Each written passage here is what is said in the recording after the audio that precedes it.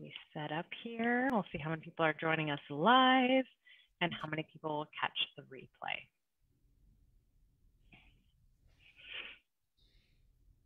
Okay, so we are live here in our Move Fully Nourished group.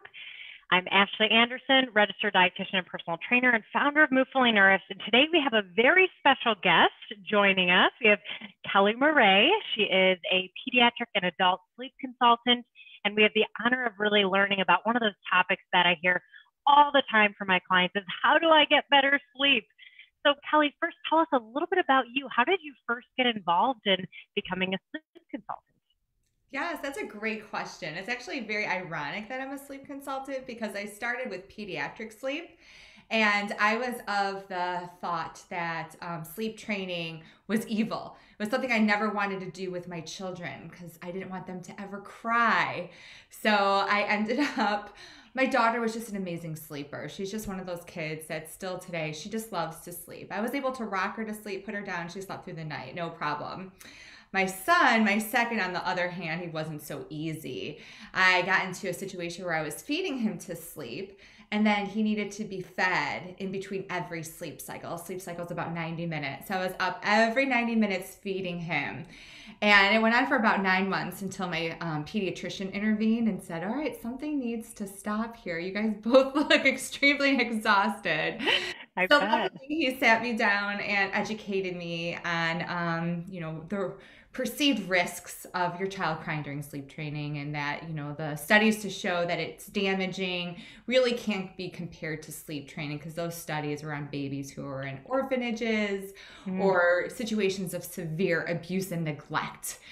These studies show that crying is detrimental to attachment and neurological development. So you really can't compare it to sleep training. And then he talked to me about the importance of sleep. So I got my buy-in. I went home and did research, and I found this wonderful program, and it allowed me to be in the room with him as he learned to fall asleep. And it worked like magic. Within 3 days, he was falling asleep, sleeping through the night, and our lives changed for the better. So I decided to become certified to help other parents through the process. And so it started with kids, and then fast forward about a year later, I was having issues sleeping, which is really ironic. How can you be a sleep consultant when you're not sleeping yourself? So I enlisted the help of an adult sleep consultant. And again, it was a completely life-changing process. So I decided to become certified in adults too, so that I can help everyone of every age get the sleep they need to be their best. Yeah, so amazing. So, and kind of in the history that you've gone through is just feeling like at first the perception was, okay, if I let my child cry, then, maybe I'm not doing everything I can to give them that care. But like you said, and seeing that research and the studies, that it really isn't the neglect, it's the strategies that help to really create that healthy environment.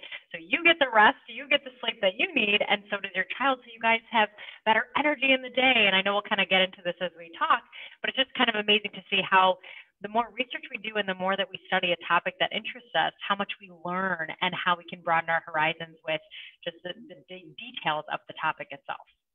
Yes, yes, absolutely. I think I really needed the research explained to me. My background is in medical sales, so I'm very research driven. And before becoming a sleep consultant, I worked at Medela, the breast pump company. Oh, And I think through my interactions with lactation consultants, I lean more towards that attachment parenting philosophy, which I still believe that there's a lot of great things that are taught with attachment parenting. However, if your child isn't sleeping well, you really, and it's affecting your family, if it's affecting your emotional well-being, your physical health, their development, their mood, then you really need to do something about it. And yeah. it's So you not bring up, detrimental, and it's a shame that misinformation is out there, and it scares a lot of mothers from doing sleep training and taking a hold of their child's sleep habits, and teaching them this new skill, because it's really just teaching them a skill that they're capable of learning, just like walking, crawling, rolling. It's a skill that they need to learn. And some kids, it just doesn't come easily. There's a little assistance that you need to give.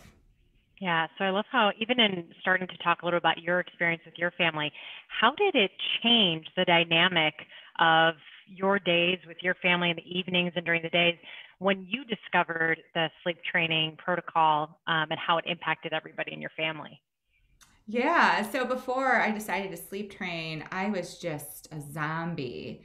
I had not only my son to take care of, but also my daughter who was a toddler. And although I felt like I was fulfilling all of my son's needs, dealing with a toddler is completely different than dealing with a baby. You can't really be on autopilot. It's not, feed, sleep, change their diaper. She was really, when the terrible twos really testing me. So I had so much more patience once I was getting better sleep. And also my relationship with my husband improved. I was very resentful before we started sleep training because I was the one that was dealing with all of the night wakings. And, he was trying to convince me just to let him cry it out. That's something I know I wouldn't have been able to have done anyway, but my husband wouldn't help me because he's like, well, you're not, helping yourself. You're not helping the situation. So So kind of in the difference of opinions there too, and just trying to learn about really what was going to be the best fit for you. So what I'm assuming, and maybe you'll get into this too, is there are different types of sleep training. Like you mentioned, one is actually being in the room with the child, but then also as an adult, when you're trying to sleep train yourself or learn from someone like yourself as a sleep consultant, there's a lot of different strategies. I would assume there's a difference between. yes, it's a lot more complex when it comes to adults. There's a lot more different factors at play, both physical as well as mental. And it's all about figuring out, okay, what is it exactly that's preventing you from getting a good night's sleep? And it's usually not just one thing. It's usually a multitude of factors. Right, right. We always talk with my one-on-one coaching clients about stress and how stress impacts everything, and then kind of that vicious circle of sleep, stress more, sleep less, and how that ultimately impacts your mood, your quality of life, and just overall how much joy you have on a typical day. So kind of like bridging off of that topic, really, why is it so important for us to get good quality sleep? What are the benefits of sleep? Yeah, sleep isn't just about restoration of energy. Yes, that's a big component, but there's a lot more going on behind the scenes when we sleep. And we don't even know the tenth of it. There's research going on, I'm sure today, that is focusing on why we actually sleep. But just to give you a brief overview of some of the benefits. So when it comes to our physical health, when we're sleeping, our body's releasing growth hormone. 75% of growth hormone is released while we sleep. So our tissue and cells and bones are being repaired while we sleep. Also, in terms of our immunity, when we're sleeping, our body is releasing those immune components like cytokines, which are proteins that help to reduce inflammation, white blood cells, T cells. So it helps to fight infection, inflammation, bacteria, and disease. There's one research study to show that adults who sleep less than 7 hours per night, if they're inoculated with a flu virus, they're 3 times more likely to develop symptoms than adults who sleep more than 7 hours. Mm-hmm. And we also know that That's a lot of vaccines fun. are 11 times more effective after a good night's sleep. So really important for physical health, for our cognition. While we're sleeping, our brain's taking information from our short-term memory and moving it into our long-term memory and forming memories. Also, our brain's doing what I like to call a reboot. So it's clearing out toxins and plaque while we sleep. There's a link between sleep deprivation and Alzheimer's due to the plaque buildup that happens if you're not sleeping well. And then last but not least, our emotional health. When we're not sleeping, our body thinks that there must be some sort of threat because it's not natural for us to be sleep deprived. So our body thinks, oh, there must be some sort of danger present or else we would be sleeping. So what the body does, it's oh so smart, it turns the amygdala on, which is the portion of the brain that regulates our fear response. It turns it on to overdrive so that any little tiny stressor is perceived as a big deal. That way we'll have a strong reaction in order to defend ourselves. So that's why when I wasn't sleeping, when my son was up every hour on the hour, I had such a short fuse. Mm-hmm. I bet a lot of people can relate to that. My amygdala was on fire. It was just just ready to pounce on any little tiny stressor.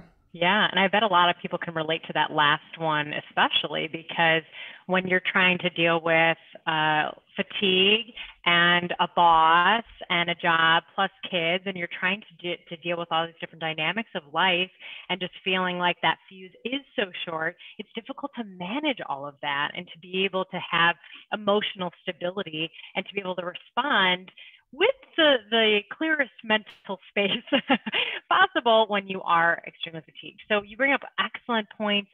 Sleep as a detoxifying agent, sleep as a way to really bridge that gap into the growth phase, so that hormonal release, and also really being able, and what I talk to my clients about too, is when you exercise and you need to repair your muscles, as you mentioned, it's so, so important to get stronger, to build strength, to get that quality sleep. And many times people will say, well, actually, like, I feel fine on 6 hours of sleep a night. And I'm like, really? If you look at the studies, you'll look at the research, we need at least that 7. So super important. I'm so glad that you touched base on all those points. And something I think for people to even recognize that there's not just one piece of it. It's not just how you feel. It's internally how it's impacting the quality of your home, your body, your one home to live in. Right, right. And something your community may be interested in too is if you're not getting good sleep, it affects your metabolism.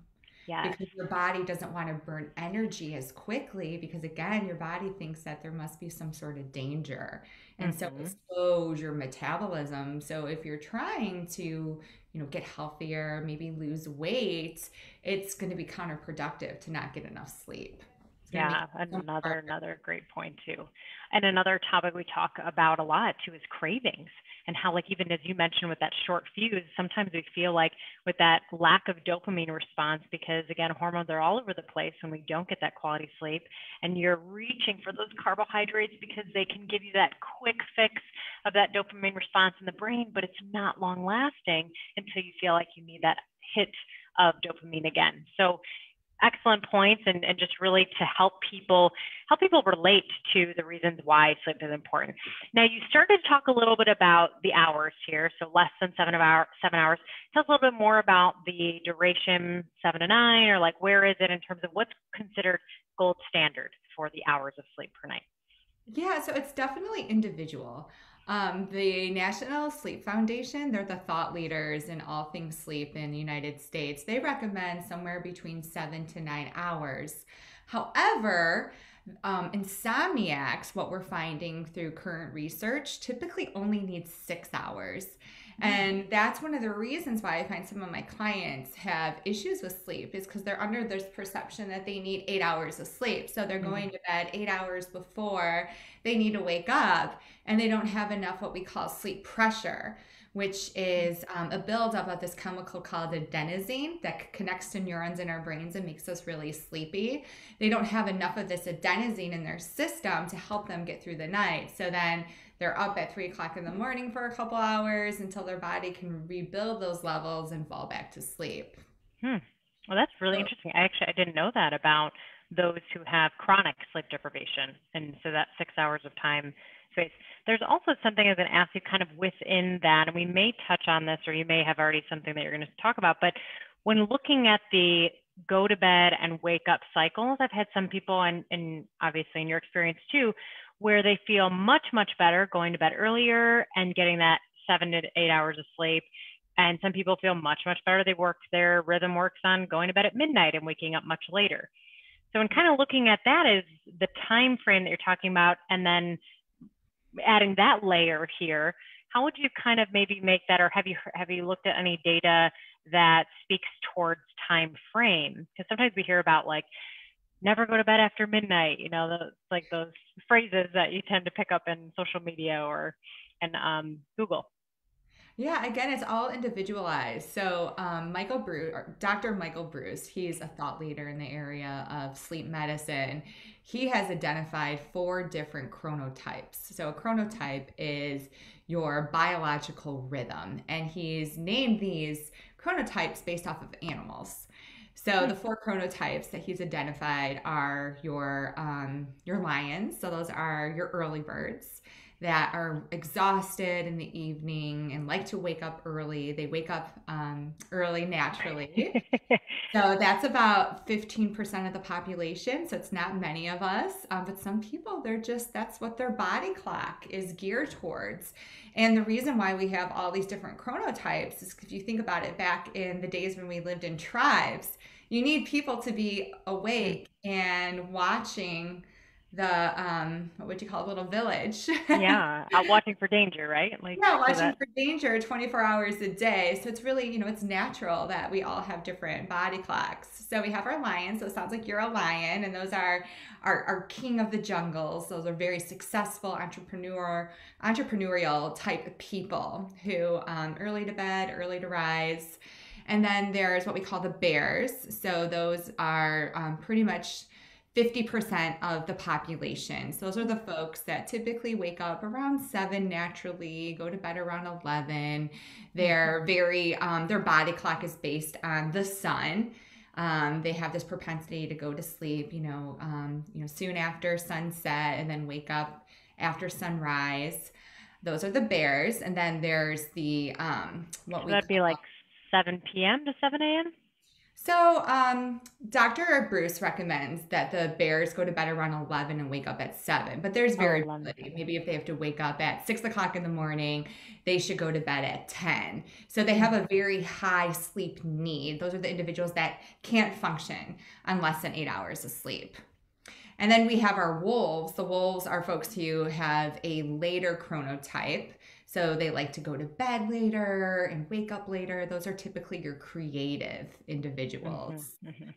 And then last but not least, the dolphins. The dolphins are your classic insomniacs. They have a very low sleep drive. They can really get by on 6 hours of sleep. They probably can't sleep much more than that because their brain is so active.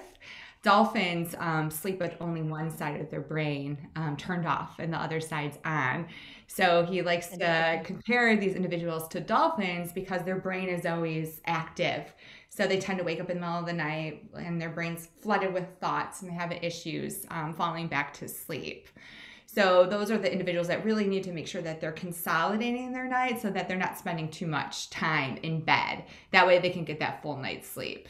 Wow, that's so interesting. And I every single one you just pointed out, I can pinpoint a client or a friend or family member or somebody who can fit into each of those categories. And so that's interesting that you say about the dolphins. I didn't know that they only slept partially with half their brain turned off and half their brain turned on.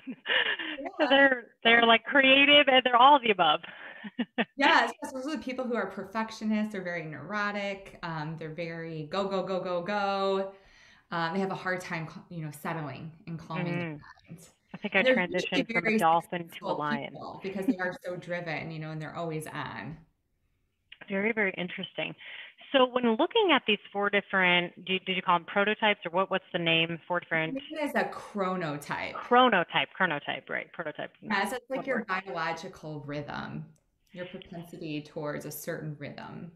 So when looking at these different types, do you ever see people switch categories? Like where they start off as one and then change to another? Yeah, so Dr. Bruce says that you can change categories throughout your life.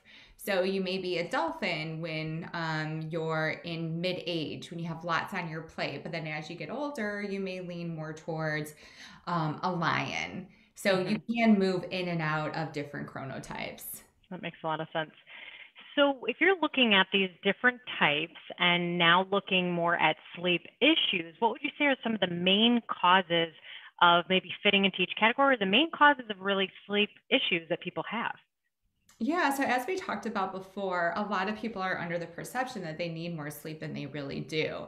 And so what happens after a bad night of sleep, they'll go to bed really early to make up for that bad night of sleep, and they haven't developed enough sleep pressure. And so then they're up again for another 2 hours, and it just becomes this vicious cycle. So that's issue number 1. It's just spending way too much time in bed.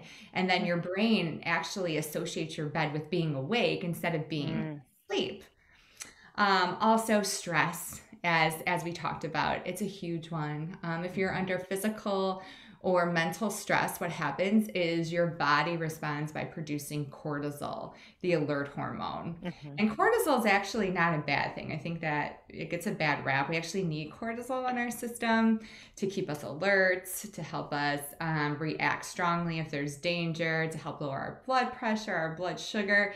It's just when you have way too much cortisol in your system, it's difficult for those levels to fall to a point in the evening to allow you to get good enough night's sleep, because the other hormone that controls our sleep awake cycle is called melatonin.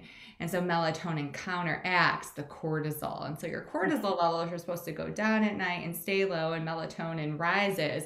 But if you're stressed all day and your cortisol levels are elevated when you go to bed, you might be able to fall asleep because you have that sleep pressure working in your favor and melatonin. But as the night goes on, that sleep pressure declines, your melatonin starts to decline, and cortisol naturally increases.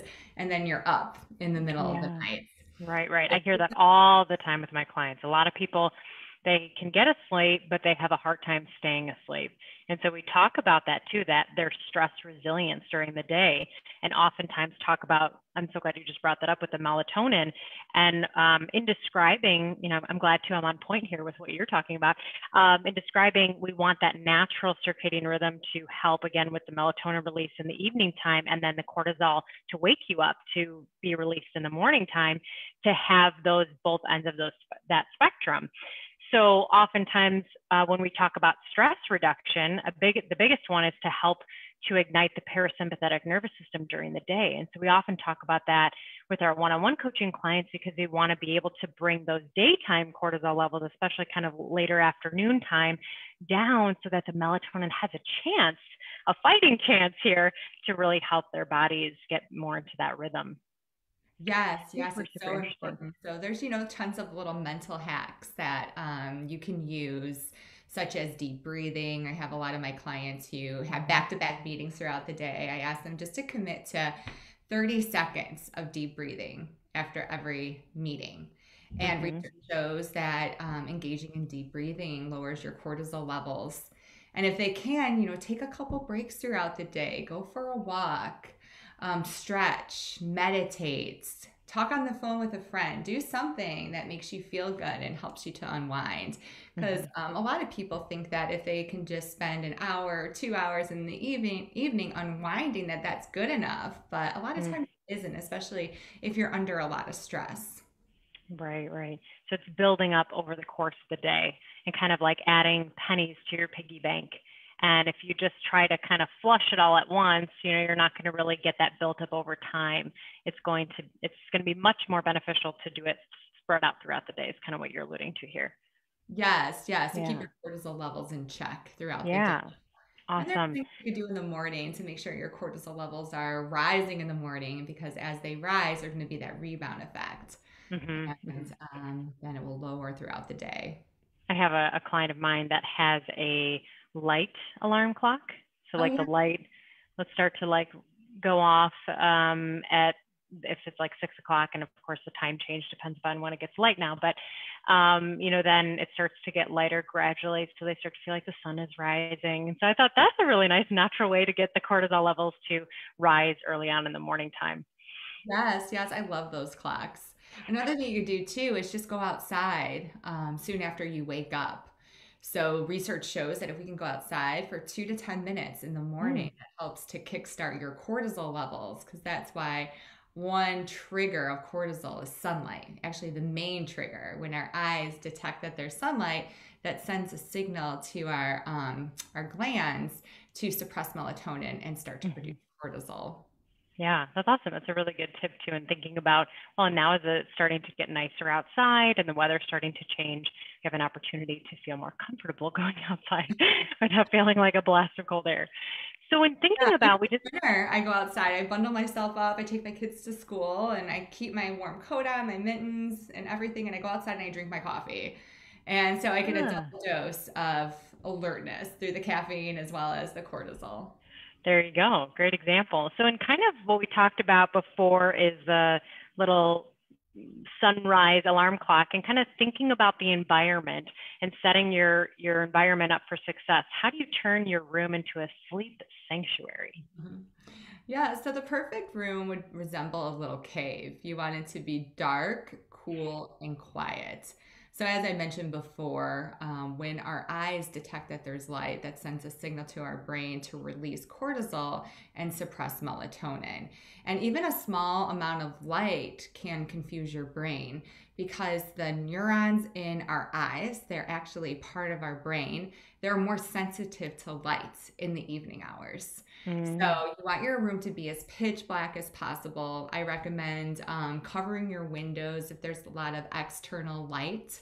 Where I live, I have a street light right in front of my house. And so we have our windows completely covered with material. There's this company that I love called Easy Blackout Window Covers. And Mm. what it is, it's vinyl that you can cut to the size of your window and you adhere it to the frame with double-sided Velcro. So that's a nice, easy way Oh. to block out all the lights. Definitely recommend those for babies because they're ultra sensitive to light.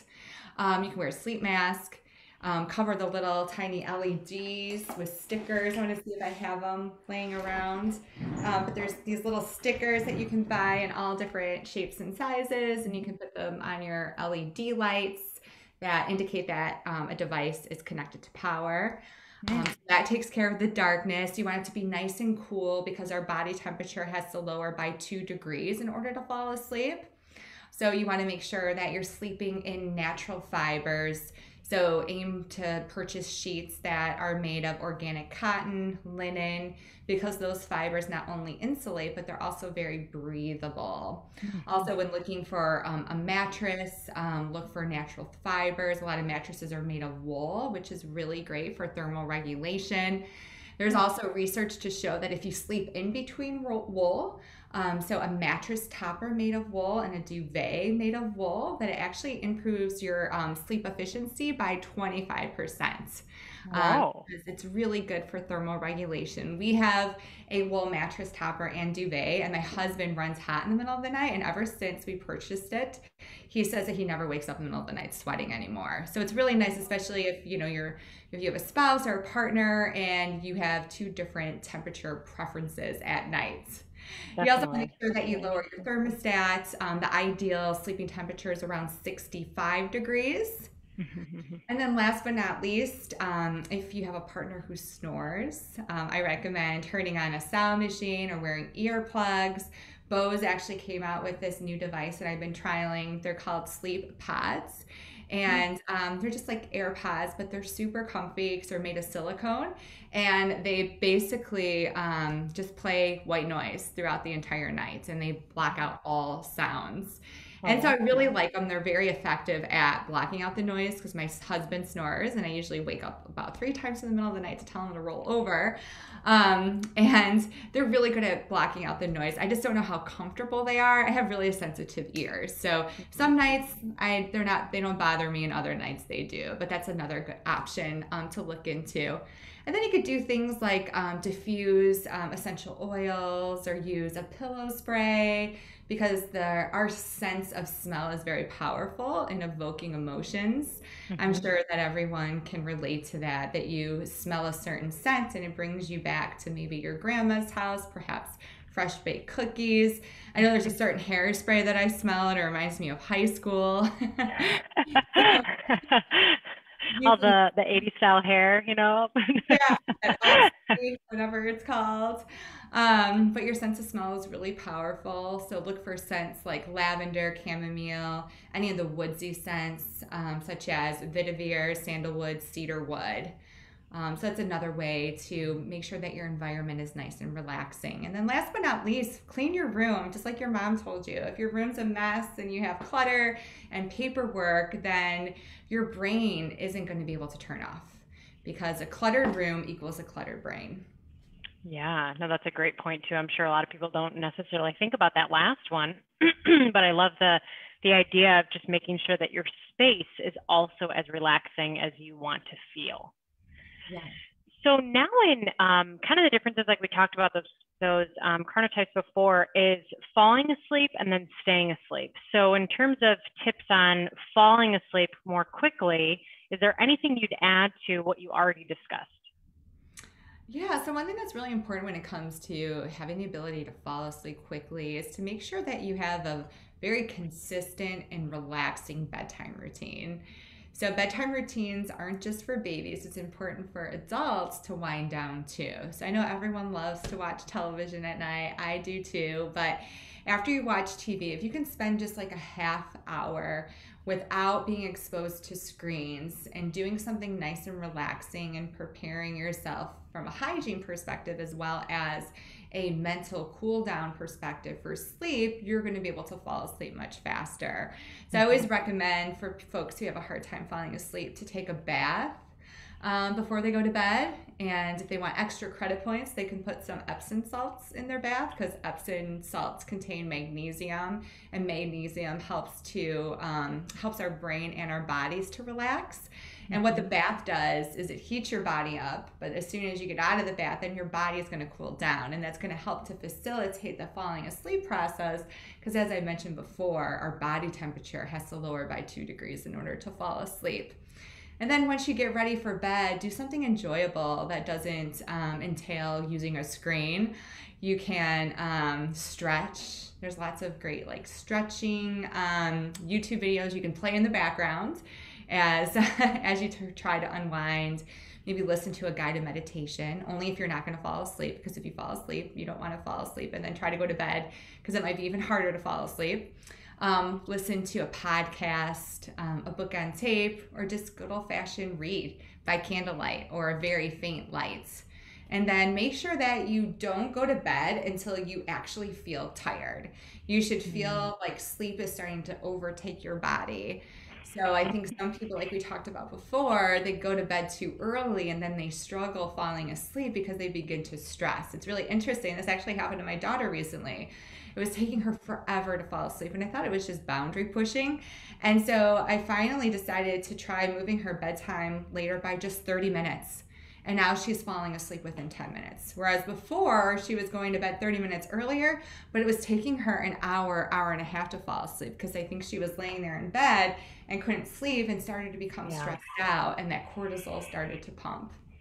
Man, I wish I had you when I was a child. I struggled with sleep all my life until most recently. So that, I mean, it makes sense, because you get into bed thinking like, this is the time when I have to wind down, or I've had a really hard day and I just want to like stop. But that relaxation part, or that wind down routine, is just as essential as it is for children. I talk about that with my one-on-one clients as well. It's like, what do you do, or what did you do with your kids when they were little? Oh, I bathed them, I read them a story, I tucked them in, I told them I loved. I'm like, so you need that for you. Now, what does the adult version of that look like? So I think these are just excellent tips, and just bringing up some really great points, and making sure that you are ready to go to sleep, but that you're doing all these other things that you mentioned, so you're not exposed to the lights, so that you're not looking at a screen, so that you're not delaying that wind down or that relaxation phase to allow your body to actually get to that position where you do feel tired enough to fall asleep. Yeah, it's definitely a journey. It's not an on-off process like we would like it to be. And then now, kind of like with staying asleep. So tips on actually, people don't have issues. I hear a lot, okay, I can fall asleep, but I have hard time staying asleep. So kind of some tips on that. Yeah, so the one thing I would do is I would take a look at the amount of time you're sleeping versus the amount of time you're in bed. And so say you're only sleeping for 6 hours, but you're in bed for 8 hours. Then what you should do is you should try to go to bed 6 hours before you typically wake up. And what will happen is you're going to be a little more sleep deprived. It might be hard to stay awake a little later, but what that does, it builds up some more sleep pressure. And then it will help your body to consolidate sleep. And then once you start sleeping through the night, you can slowly move your bedtime up a little earlier by 15-minute increments until you find that sweet spot where you're not struggling to stay awake and you feel rested when you wake up in the morning, but you're still getting consolidated sleep, because sleep quality matters more than the total hours of sleep. That would be my number one recommendation. Another thing would be when you are laying in bed, when you wake up in the middle of the night and you're having trouble falling back to sleep, get out of bed. Because by laying in bed and working on falling asleep, it's counterproductive. You can't force yourself to fall asleep. It just has to happen. And then what happens is your brain starts to associate your bed with being awake in the middle of the night and stressing and worrying. So it's better just to get out of bed if it's been a good 15, 20 minutes, you still can't sleep, and do something relaxing. You can engage in some deep breathing or meditation or read a book. So whenever I have a bad night's sleep, I try to tell myself, oh, well, this is kind of cool. I get to wake up and read a book for a little bit. When do I ever get to read a book by myself? So just try to look at it as something that's not undesirable, Mm-hmm. and put the switch in your brain so that you don't start to stress out that you're awake, and say, okay, what can I do that's enjoyable? That doesn't, of course, involve a screen. You want to stay away Mm-hmm. from screens again because of the light that they emit. But then once you start again feeling like you're going to fall asleep, you feel sleep tapping on your shoulder, that's when you hop back in bed. And they call it, it's a technique that psychologists use. It's part of like cognitive behavioral therapy for insomnia, and they Mm-hmm. call it stimulus control. Again, by training your brain that when you're in bed, you're sleeping, it will help you to get a better night's sleep. Because if your brain associates your bed with being awake again and stressing out, then you're going to continue to wake up and stress out. So that's why it's so important to get out of bed, even though it's hard to do that because you're still tired. It's going to help in the long run for that Yeah. disassociation. I love that you brought up that stress response. A lot of times in Move Fully Nourished, we talk a lot about where your mind goes, energy flows. And if you wake up and you're so frustrated, I'm never going to get to sleep. I'm not a good sleeper. You're constantly repeating those thoughts in your head. You're not going to fall asleep because you're almost like convincing yourself and pulling yourself in the other direction to continuously have bad sleep. So I love that you said that, is doing something positive, doing something that, hey, this is an opportunity where I don't normally get to read by myself and have quiet 20 minutes here, and just looking at it from a very positive light, because then it makes that time a lot less stressful, which again, as you said before, is at that time we want the cortisol levels to be down. So we don't want a boost of cortisol right when you're trying to really fall asleep, because you're not going to fall asleep as that melatonin is struggling to have its fighting chance. So I love that you just brought that up too. We do have a couple questions if you don't mind Yeah, answering absolutely. them. So question one is, this is from Lori. She said, I must be a dolphin. Kelly mentioned that chronotypes can be changed as someone ages. Can someone change their own chronotype to try to get more sleep? Unfortunately, it's better just to embrace your chronotype. That way, you're going to bed at the appropriate times and getting enough sleep. You're taking advantage of your natural ebb and flow of cortisol and melatonin. And then, hey, once you start sleeping better, maybe your chronotype will naturally change. I love that too. And then from Lori again, she said, what are the wool linens that Kelly mentioned? Where did you find that's the specific brand that you guys use? So I love this brand called You Are What You Sleep. And if you head to my website, Kelly Murray Adult Sleep, and click on blog, I actually just wrote a blog post all about why thermal regulation is so important for sleep. And there's a link to the company that I mentioned, and also a code. I think it's for 15% off. So go to my website so that you can get a little discount. They're definitely an investment, but they're worth it. They last longer than down linens. Mm-hmm. They're more durable. They also sell pillows, and they say that wool is resistant to mites. You know, we Ah, get dust mites in our pillows, and you have to change them. I guess mm-hmm. wool is resistant to that because mites do not like wool. So although it's an investment, I mean, it's an investment in your sleep, but then Right. also they're going to be more durable than your cotton or down linens. And Awesome. let's face it, down isn't the most humane thing. I hate to think about how they collect those down feathers. And then wool alternatives are typically made of crude oil, which is, or sorry, not wool, down alternatives are made of crude oil, which of course, that's not good for our environment. I didn't actually know that. I know something about the environment I don't. I love that. I'm going to now look up all the different things about sheets and pillows and all that. That's great. And I will definitely put all your information up on the post with this so they can access the website, get to get in contact with you. But kind of before we move that direction, you had one more question that I was going to ask you, is what are some natural alternatives to sleeping pills? I do have some clients who are on sleep aids that they were prescribed from their doctor, and it's something that we're working on trying to pull back from or decrease the dosage. So learning a little bit about some alternatives would be fantastic. Yes, yes. So I'm really loving CBD recently. And I know it sounds like a fad, but there's actually science behind it. So we have what's called an endocannabinoid system. So it's Mhm. a system just like our respiratory system, our digestive system, our reproductive system. And what this system is responsible for is maintaining balance in your body. So it controls things like our mood, our appetite, and also our circadian rhythm. And what happens is over time, this system begins to wear out. Our bodies produce endocannabinoids, and these endocannabinoids attach to receptors throughout our body and keep everything in balance. And as I mentioned, over time, these endocannabinoids start to decline, and also stress Mhm. decreases the amount of endocannabinoids you have in your system. So by using CBD supplements those natural occurring endocannabinoids and helps everything stay in balance. And there's a lot of great research that's coming out these days to show that CBD supplementation helps to improve sleep and decrease anxiety and depression. And if you have those mental conditions, it's going to impact your sleep. On So your website, do you also have a link to a high quality CBD oil? yes, yes. So I Okay. have an article all about CBD, and I have a link to a company that I love called Equilibria.